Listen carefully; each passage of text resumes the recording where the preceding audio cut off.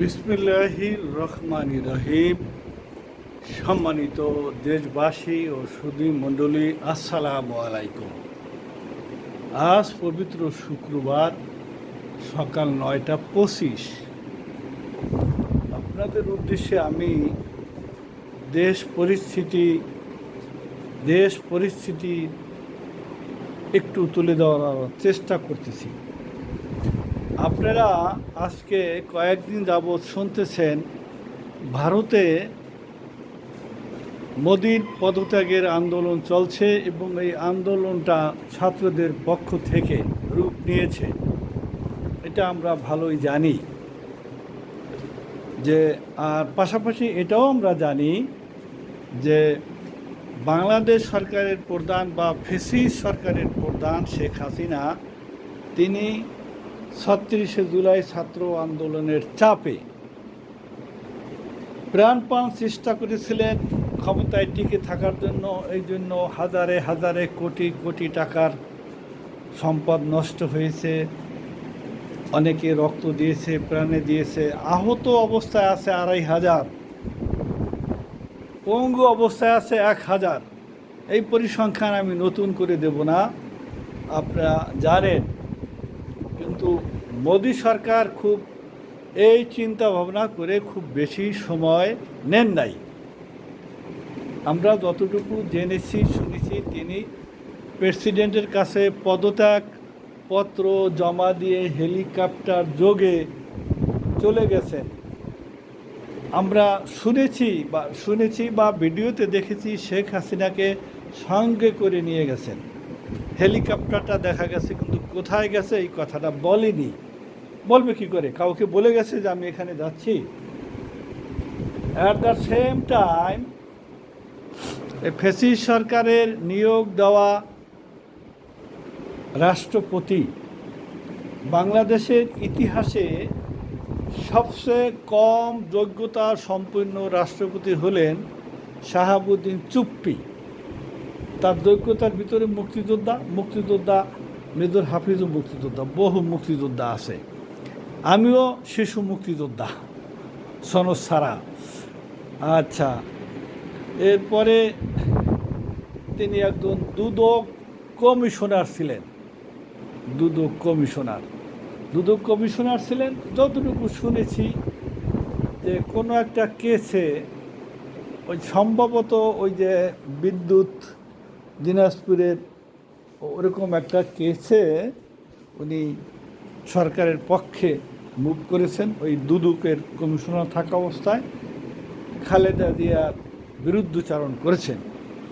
এই জন্য ওনাকে এই সুবিধাটা দেওয়া হয়েছে।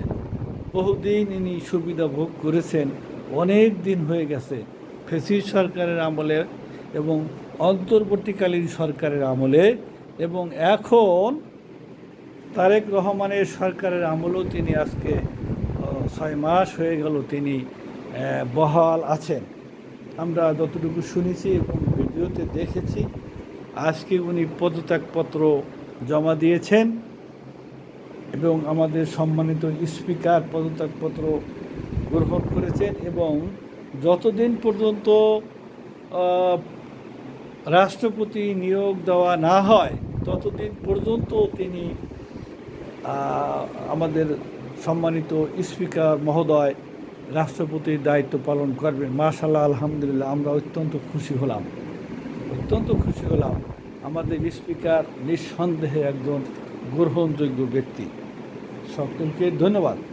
পাশাপাশি আর একটা কথা আমি বলতে যাচ্ছি, সেটা হলো এই যে গতকালকে কালীগঞ্জ উপজেলার মাসিক আইন শৃঙ্খলা কমিটির যে মিটিং হয়, সেই মিটিংয়ে দুর্যোগপূর্ণ আবহাওয়া, বৃষ্টি, ঝড় উপেক্ষা করে আমাদের কালীগঞ্জ ৫ আসনের এমপি মহোদয় AKM ফজলুল রহমান মিলন সাহেব,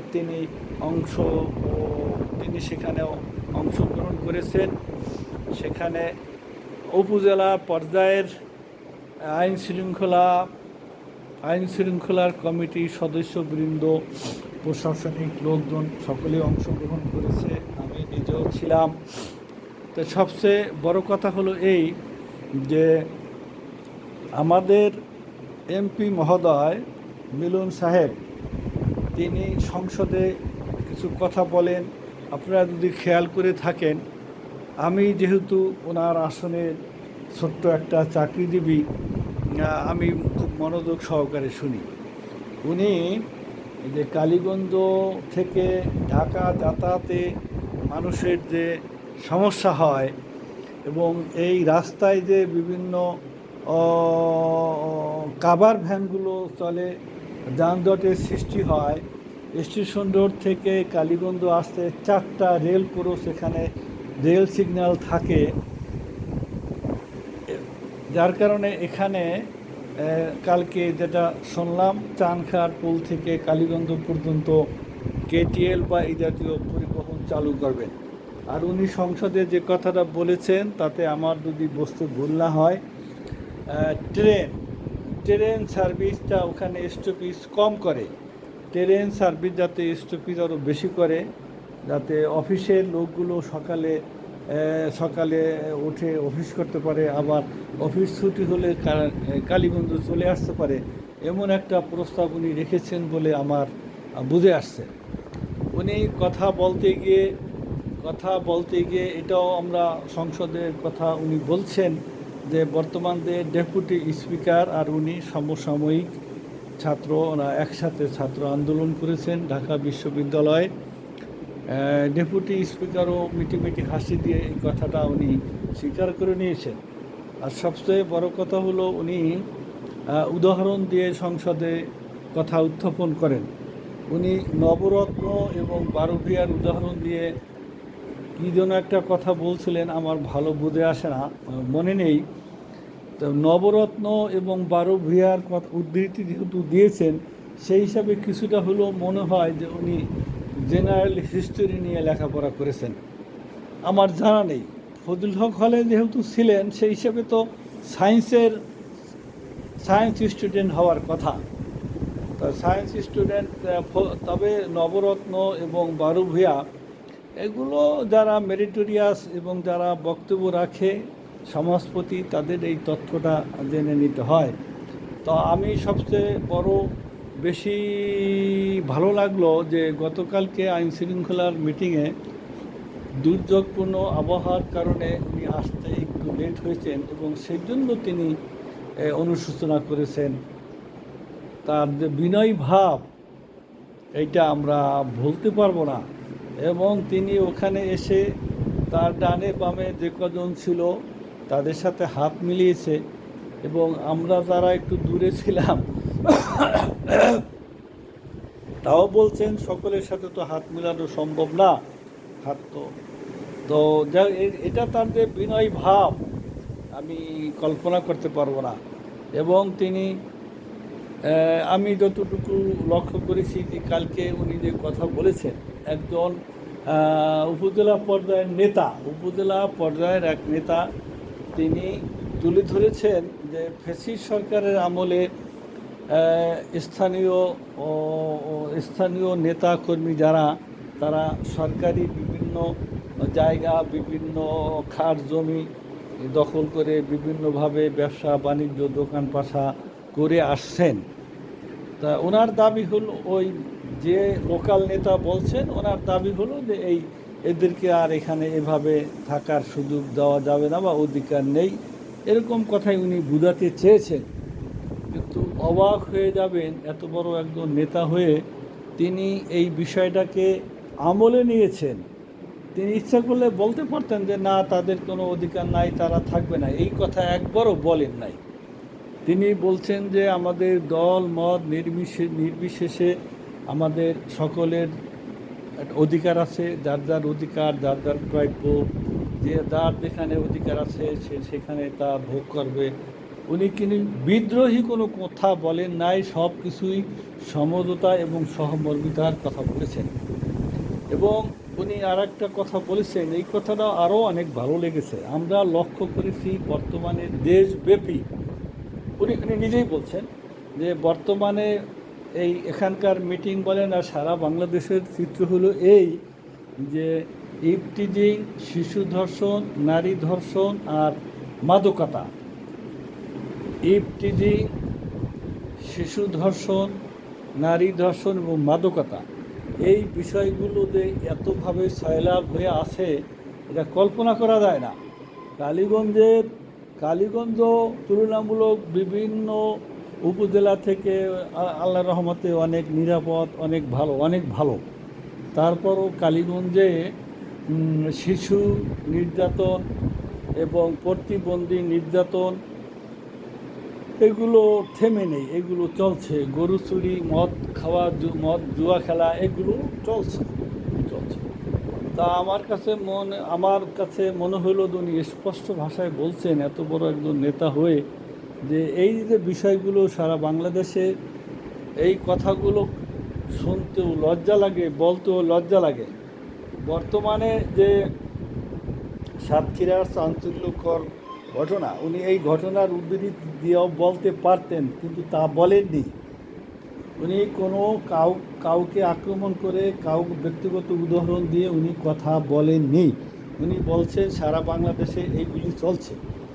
এবং আমরা লক্ষ্য করেছি যে বর্তমানে শিশু নির্যাতন এবং নারী নির্যাতন এইগুলো বেড়ে গেছে, আর এইগুলো বেশিরভাগই দেখা যায় 60 ঊর্ধ্ব।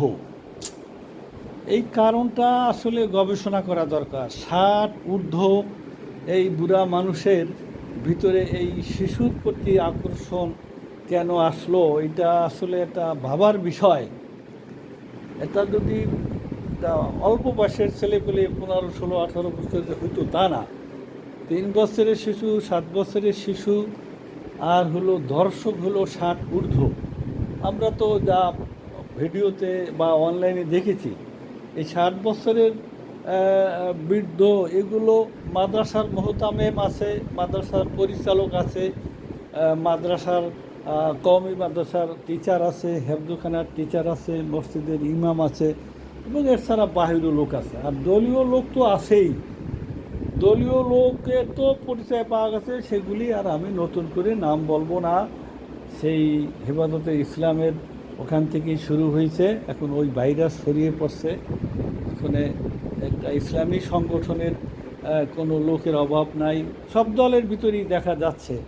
এবং এই যে নারী নির্যাতন, পরকীয়া, শিশু নির্যাতন, নারী নির্যাতন, মাদকতা, এইগুলো তো এইগুলো সরকারের, এইগুলো উচ্ছেদ করাই তো সরকারের এখন বড় একটা চ্যালেঞ্জ হয়ে দাঁড়িয়েছে। এইগুলো তো এইভাবে যুগের পরে যুগ, দিনের পরে দিন এইগুলো তো আসলে প্রশ্রয় দেওয়া যাবে না। তো এ ব্যাপারে আমরা জনগণের এবং সরকারের দৃষ্টি আকর্ষণ করছি। মাদকতা, পরকীয়া, ইভটিজিং, শিশু নির্যাতন, নারী নির্যাতন, শিশু নির্যাতন নয়, শিশু ধর্ষণ, নারী ধর্ষণ, এই শব্দগুলো উচ্চারণ করতে আমাদের আসলে মুখে লজ্জা লাগে। আর সর্বোপরি আমি ইউনূস স্যার আমাকে বলেছিলেন, পাইলট স্কুলের হেড স্যারের বলার কিছু থাকলে বলে। সঙ্গত কারণেই আমি বললাম, আমার নিজের ইচ্ছায় বলিনি। আমি বললাম যে আমি 3.5 লক্ষ টাকা ব্যয় করে আমার স্কুলে 60টা সিসি ক্যামেরা স্থাপন করেছি, এবং 8-10টা স্টিকার লাগিয়েছি, সিসি ক্যামেরা দ্বারা নিয়ন্ত্রিত, অনেক কিছু এই জাতীয় কথা। তারপরে আমি 20টা সিসি ক্যামেরার নেট দিয়ে প্রোটেকশনের ব্যবস্থা করেছি, কিছুতেই কিছু হয় না। এখানে আমাদের একটু সমস্যা আছে। আমরা যেহেতু ভিতরে 2জন টিচার 3জন টিচার থাকে, যার কারণে গেটটা ওরকম সার্বক্ষণিকভাবে আটকে রাখা সম্ভব হয় না। গেটটা খোলা থাকে, যার কারণে কিছু পথিক বা কিছু বাড়তি লোক যারা এলোমেলো ঘোরাফেরা করে, তারা সহজ রাস্তা দিয়ে আমার স্কুলের ভিতর দিয়ে যাতায়াত করে। স্কুলের ভিতর দিয়ে যখন যাতায়াত করে, তারা 6তলা 4তলা বিল্ডিং চকচকা ফকফকা দেখে তারা একটু তাকিয়ে থাকে। চতুর্পাশে পদ্মা সেতুতে যেই লাইট দেওয়া হয়েছে, ওরকম লাইট আছে 10টা। এগুলো দেখে একটু ঘুরে ফিরে একটু দেখার চেষ্টা করে। দেখতে দেখতে তাদের ভিতরে আবার একটু খারাপ চিন্তাভাবনা আসে। সুযোগ থাকলে কেউ ওই যে সামার টিউবওয়েলটাকে দিয়েছি, ওটার কলগুলো ভেঙে নিয়ে যায়, তার চুরি করে নিয়ে যায়, লাইট ভেঙে ফেলে, তার তার চুরি করে নিয়ে যায়। তো এরকম অনেক চুরি আমার একটার পর একটা হইতেই আছে, জানালার গ্রিল খুলে নিয়ে যায়, এরকম একটার পর একটা চুরি প্রবণতা, এটা আমি কমাতে পারতেছি না। আর সবচেয়ে বড় কথা হলো যে ওই যে ভিডিও ফুটেজ বের করে প্রমাণ করে তো তারে ধরা যাবে না সে কোথায় চলে গেছে। আর সবচেয়ে বড় কথা হলো, আমি যেটা স্পষ্টভাবে বলেছি যে আমার স্কুলে মাঠে 2টা চটপটির দোকান দীর্ঘ বছর যাবৎ চলছে। আমি দরখাস্ত দিয়ে বলে মিজানুল হক সাহেব, ভারপ্রাপ্ত থানার কর্মকর্তা, ওনাকে দিয়ে আমি উচ্ছেদ করেছিলাম। পরবর্তীতে আবার কিভাবে ওরা ওখানে চলে আসছে, কোনো মতেই ওরা আমার কথা শোনে না। মসজিদের মুসল্লিরা সমানে আমাকে ফোন দিয়ে বলে, স্যার এই চটপটির দোকান 2টা উঠানের ব্যবস্থা করেন। সন্ধ্যার পরে ছেলে এবং মেয়ে, ইয়াং ছেলে মেয়ে এখানে চটপটি খাওয়ার নামে আড্ডা দেয় এবং পরবর্তীতে আমার স্কুলের মাঠে ফ্ল্যাগ স্ট্যান্ডের ওখানে বসে ওখানে কপতি গল্পগুজব করে। এখানে বলে রাখা ভালো যে একটা মেয়ে দেখা যায় একাধিক ছেলের সাথে সম্পর্ক স্থাপন করে, তো ওইটা এক ছেলের সাথে সম্পর্ক এবং আর এক ছেলে যদি এটা দেখে ফেলে তাহলে সমস্যা। এই কারণে ওরা বোরকা দিয়ে নিজেকে আড়াল করে আসে, এই কথাও আমাকে অনেকে বলেছে। তা আমি তো এত কাঁচা কথা আর ওখানে বলতে পারিনি। তো এই কথা আমাদের এমপি স্যার অত্যন্ত গুরুত্ব দিয়ে শুনেছেন। পরবর্তীতে উনি যখন বক্তব্য রাখেন এবং এই ছেলেরা পরবর্তী যখন কারেন্ট চলে যায় আমার 6তলা বিল্ডিংয়ের পিছনে এসে ওরা আড্ডা দেয়, হাবিজাবি খায়। লাল বিল্ডিংয়ের পিছনে একসময় এই আড্ডাটা হতো, ওখানে মাটি ফেলানোর পরে ওটা আমি কৃষিকাজে ব্যবহার করেছি, ওখানে আসার সুযোগ নেই। তা আমার এই কথাটা এমপি স্যার ভীষণ গুরুত্ব দিয়ে শুনছেন, নোট করে রাখছেন। পরে যখন ওনার বক্তব্য আসলো তখন উনি ডাইরেক্ট বললেন যে স্কুলের মাঠের ভিতরে কোনো চটপটির দোকান থাকতে পারবে না। তা আমাকে বললেন যে প্রধান শিক্ষক আপনি যাওয়ার পথে ওদেরকে নিষেধ করবেন। আমি মনে মনে বলি ওদেরকে নিষেধ করতে করতে আমার জিহ্বা মুখে ঘা হয়ে গেছে, ওরা কি আমার কথা শোনে? ওরা তো এক শ্রেণীর মাস্তান। ওসি সাহেবকে এবং ইউনো স্যারকে বললেন যে এই চটপটির দোকান উঠাই দিবেন। ওরা বাঙালিরা এটাও বলছে, বাঙালিরা বললেই শোনে না, ওদেরকে উঠাই দিয়ে তারপরে যাবেন, না হয় নদীর পানির ভিতরে ফেলাই দিবেন। এরকম কথা উনি বলছেন, ওনাকে ধন্যবাদ, আমার অনেক ভালো লাগছে। পরবর্তীতে উনি জানতে চাইলেন যে আমার স্কুলে ম্যানেজিং কমিটি আছে কি না। সেই ক্ষেত্রে বললাম যে যেহেতু গভর্নমেন্ট স্কুল ম্যানেজিং কমিটি নাই, পদাধিকার বলে এক্সিকিউটিভ পাওয়ারের বলে এই অনুসার সভাপতি। এখানেই শেষ হয়ে গেল বক্তব্য। তা আমরা আর পুনরাবৃত্তি করছি না। আমরা দেখব মোদির পরিস্থিতি কী দাঁড়ায়, আমরা দেখব ফ্যাসিস্ট সরকারের প্রধানের কী পরিস্থিতি দাঁড়ায়, আমরা দেখব প্রেসিডেন্ট কাকে জনাব তারেক রহমান সাহেব নিয়োগ দেন, এটাও একটা আমাদের দেখার বিষয়। তো আমাদের অত্যন্ত ভালো লাগে যে জননেত্রী 3বারের প্রধানমন্ত্রী বেগম খালেদা জিয়ার উপরে যারা অত্যাচার নিপীড়ন করেছেন তাদেরকে আস্তে আস্তে আইনের আওতায় আনা সম্ভব হয়েছে। তা আমরা আশা করি দুষ্টের দমন এবং শিষ্টের পালন, এটা যেন দেশে কায়েম থাকে। আল্লাহ পাক কোরআনে বলছে, ফামানে তাদা আলাইকুম ফা তাদু আলাইহে বেমিসলি মা তাদা আলাইকুম, তোমাকে যদি কেউ আক্রমণ করে তুমিও তাকে আক্রমণ করো। তো এটা তো নিষেধ না। আমাকে কেউ আক্রমণ করলে তাকে প্রতিহত করা এটা তো নিষেধ না, এটা কোরআনেই আছে, হাদিস আছে, লা দরারা ওয়ালা দিরারা, আমি কাউকে ক্ষতিগ্রস্ত করব এই সুযোগ ইসলামে নাই, আর আমি ক্ষতিগ্রস্ত হব এই সুযোগও ইসলামে নাই। তবে লাস্টে একটা কথা আছে, সেটা তো বিরাট ব্যাপার, অলিমান সবারা ও গফারা জালিকা মিন আজমিল উমুর, অলিমান সবারা ও গফারা জালিকা মিন আজমিল উপুর, এটার উপরে কোনো কথা হয় না। যদি কোনো ব্যক্তি ধৈর্য ধারণ করে এবং কাউকে ক্ষমা করে দেয়, এইটা একটা বিরাট মহৎ কাজ। তা আমি আশা করি আমাদের দেশের ভিতরে আমরা ধৈর্য ধরব, আমরা মানুষকে ক্ষমা করার চেষ্টা করব, তবে দুষ্টের দমন শিষ্টের পালন এটা যেন হয়। আমাদের এমপি মহোদয় গাজীপুর 5 আসনের ওনার কথাগুলো আমার ঠিক এমনই লেগেছে। উনি কাউকে আক্রমণ করে কথা বলেন নাই, উনি সহমর্মিতা আন্তরিকতা নিয়ে কথা বলছেন। আমি আশা করি ওনার মতো এরকম চিন্তা ভাবনা সকলের হোক। এই যে আরও কতগুলো আমরা যে বিশৃঙ্খলা শুনছি, এরকম বিষয় এখানে আসে নাই। এটা নিয়ে বলাও ঠিক হবে না। সকলের ভিতরে শুভ বুদ্ধির উদয় হোক, এই আশাবাদ ব্যক্ত করছি। আসসালামু আলাইকুম ওয়া রাহমাতুল্লাহ।